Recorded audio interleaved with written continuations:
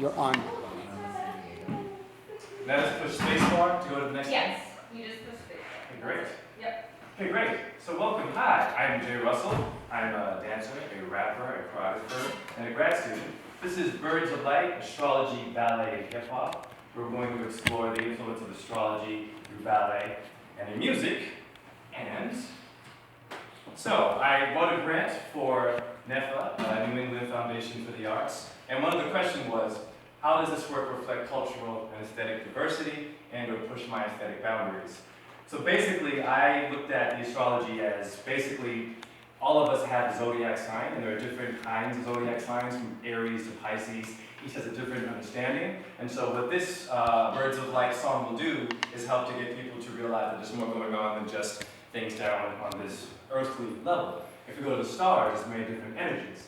And also, it will bring hip-hop music to audiences that aren't familiar with dance and ballet and music as one whole, where we can sort of bring people who are used to listening to hip-hop music, and then we have people who like to watch ballet coming together as opposed to being separate, because usually we see hip-hop with young people, and old people say, no, that's not real music, or I want to bring them together with one project, where I will perform the song Birds of Light, and then you would see my children's story narrated ballet, which is called Birds of Light. And here we have the inspiration, Raven Wilkinson, the first African-American ballerina of the Ballet Rouge de Monte Carlo, founded in 1937.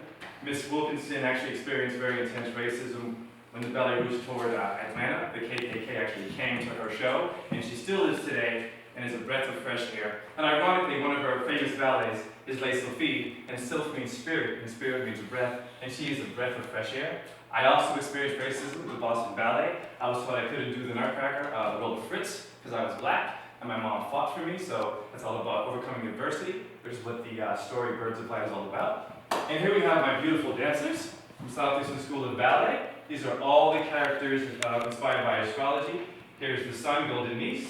These are the ravens and doves. I'll explain that later. Constellations. This is Venus. This is Saturn. And then we have the moon, Silvera. So that's Ledgar, Saturn, and that's Loom as Venus. And here is golden niece as the sun, and myself there. Skipping forward. So I wanted to go to the Bible because the Bible, interestingly enough, mentions astrology. Job 38:31. It says, "Canst thou bind the sweet influences of Pleiades, or loose the bands of Orion?" in the King James Version. And when we go to astrology, we find that in the shoulder of Taurus, which is my sign, we have the Pleiades here. And then also we have Orion, which also means the hunter. And interestingly enough, in Greek, also Pleiades in Greek means to sail, So that shows that this is a all Greek connection. Interestingly enough, in the Babylonian version of Saturn is Nimrod. Nimrod means the hunter. So I found it interesting how there could be a possible connection. And we move on to the constellations, the inspiration for the birds and birds of light, for the ravens and the doves. We have the Corvus constellation. Corvus in Latin means the raven. And we have Columba constellation, which is Latin for the dove. The Corvus was discovered by Greek astronomer Ptolemy in the 2nd century, and the Columba was discovered by Dutch astronomer Plancius, late 16th century. What's interesting is about Columba, I created Birds of Light in Columbia, South Carolina, and if we add an I to this, we get Columbia, Columba. My opinion is a connection. So now we see that even in astrology, we have the raven, which is the blackbird, the Columba, which is the white dove. We have black and white energies in the universe, which goes to show that there's diversity going on in space, not just down here. We have to, I feel, look up to something higher to get, I think, a deeper understanding of where things possibly come from. Secondly, Swan Lake. We have the Cygnus constellation, which is Latin for swan. Siegfried, the principal dancer here. Siegfried in etymology literally means victory, which I found interesting. Now, I don't know if a lot of these are coincidences, but I'm all about etymology and finding connections through comparison. But when we see Sol Invictus, in Latin it means the invincible sun, and when we have victory for Siegfried and Victus, I find that there's definitely a connection happening between this dancer and the ballet Swan Lake. You can't really see his crossbow, pardon me, but he has one here. Whoops. How do I go back? The arrows just hit the left one. Thank you. And if you look here at the Corvus, it's a touch. It's also a light sensitive touch screen, so that's why that happens. Okay, thank you. Oh, sorry. So, and if you the Cygnus constellation, it makes the shape of a crossbow. So I truly believe that this choreographer, Marius Petpa and Lev Ivanov, were definitely using symbolism with this crossbow here with Siegfried, who I believe is the soul of the sun, a symbol of the victorious sun symbol, which we'll get into a little bit later in terms of symbolism. Here in Hindu, we have Saraswati and her Vahana swan, which I feel is interesting. There could be a possible connection with the Cygnus constellation. And she's the Hindu goddess of knowledge. So there's many things happening with symbolism in astrology. And then we have the grand astrological key of alchemical science.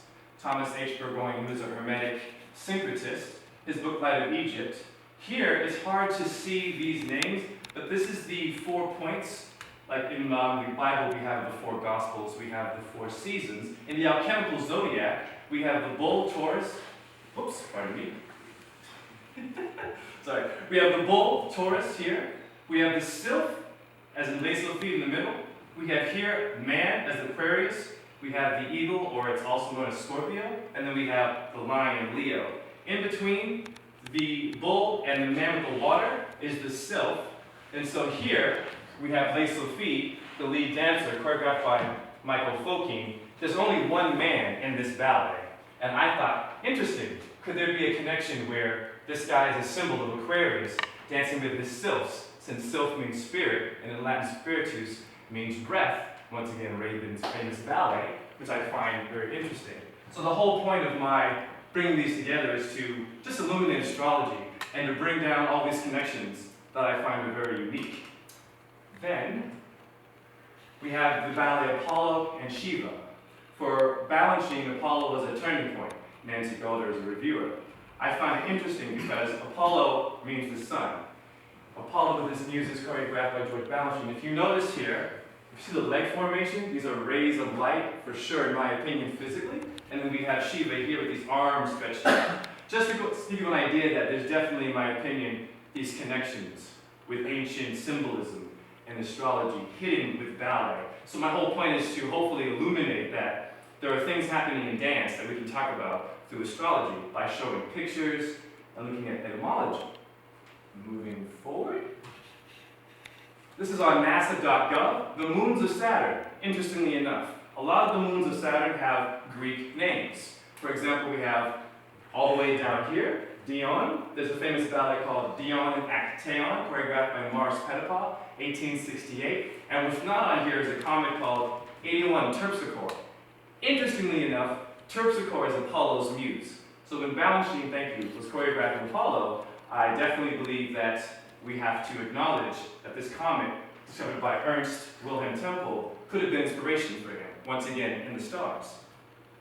Then we have Apollo and King Louis, the Sun King, Apollo the healer, Helios, the opener of the Gate of Light, H.B. Blavatsky, School of Theosophy. Also interesting, Saturn is made of hydrogen and helium, like the sun, from the article, What is Saturn Made Of? By Nola Taylor-Redd. And here we have King Louis posing as the Sun King.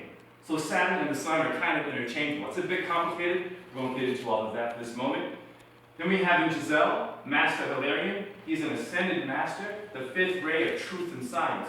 Interestingly enough, the dancer Hilarion in the ballet Giselle, he tells the truth in Act 1 by exposing Albrecht. So I find there could be an interesting connection here. Master Hilarion comes from Theosophical Greek, of the study of God, Theos in Greek, or in Mahatma Hindu philosophy for great soul. He's also wearing green in this ballet, this dancer version of Hilarion, so there could be definitely a connection there with astrology and ballet. Then we have Maurice Béjar's C'est que le monde m'a dit, What Love Tells to Me. We have the dance of Douce Grande. I danced that personally in Switzerland. There are 12 constellations, major constellations, in the zodiac. And here we have Maurice Béjar having a ballet. This man's on a journey in the afterworld with 12 dancers.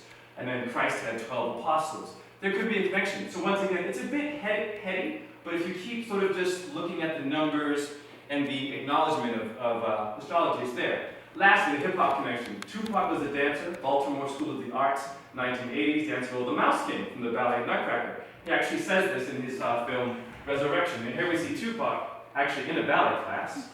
And here he is as Thug Life, and this is Tupac Ballet Life.